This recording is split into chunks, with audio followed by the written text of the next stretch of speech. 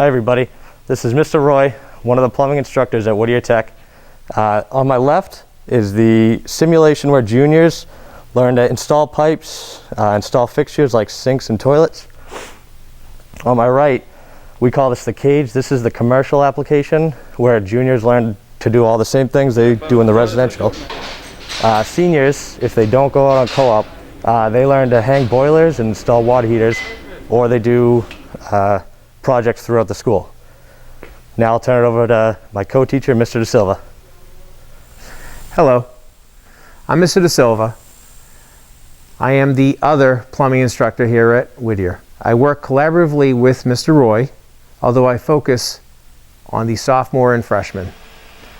In this area, the sophomores are working with steel pipe, where they are trained to cut, thread, and hang the pipe appropriately.